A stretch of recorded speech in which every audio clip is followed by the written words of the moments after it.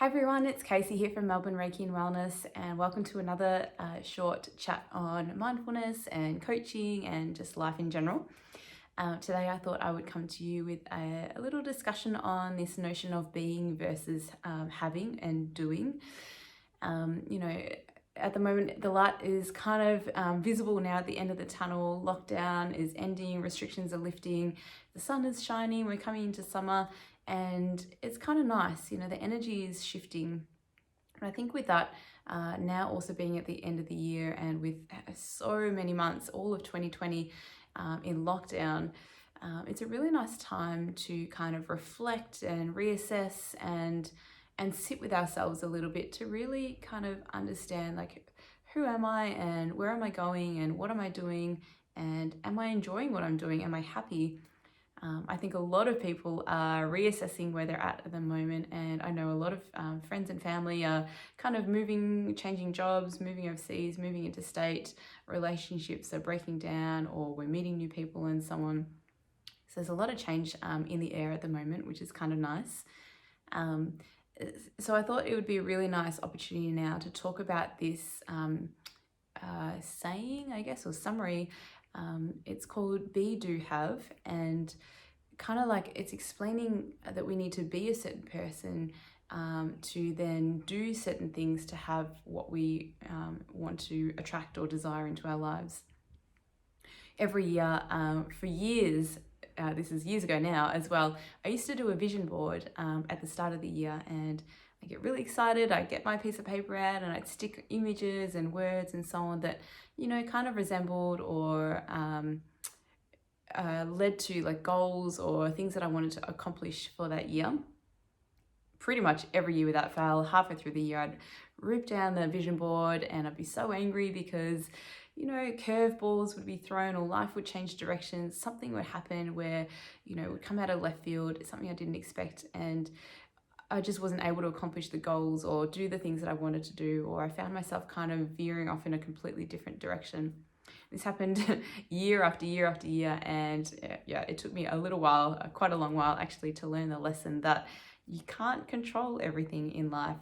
We actually can't control anything really that's going on around us. The only thing we really have control over is ourselves and how we respond.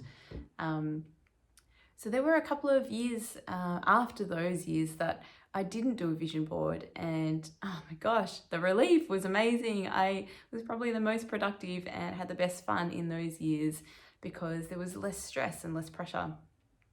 However, at the start of this year, I decided to get back on the vision boarding bandwagon, and I did my vision board with a different mindset this time. I had finally learnt my lesson, and I knew that no matter how hard you plan and you try, things can always come out of left field and kind of mess up your plans. And thank God I had that headspace, because 2020 was the year of curveballs for everyone.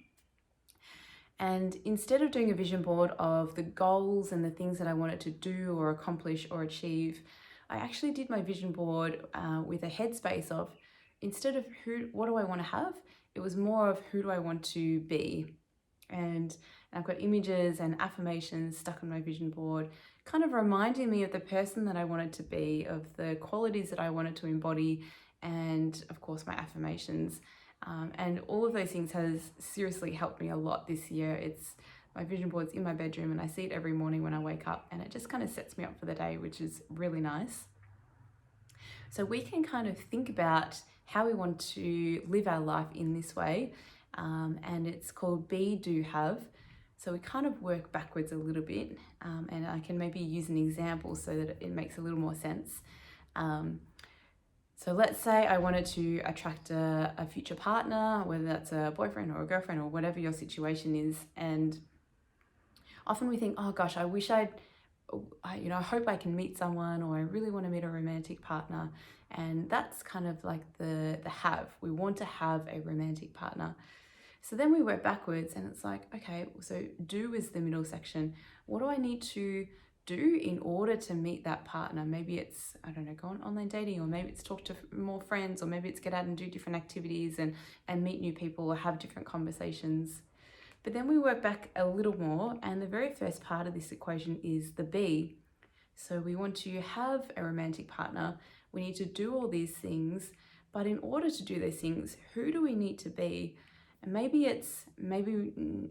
not, we need to be a little bit more open, or maybe it's we need to be a little bit more adventurous, or maybe it's we need to be a little bit more active and proactive and go out there and actually have these conversations with people. And it can be really nice because we get so focused on the end goal of I want to have a romantic partner. I've been single for so long, and I'm really I would just really love to have that loving relationship in my life.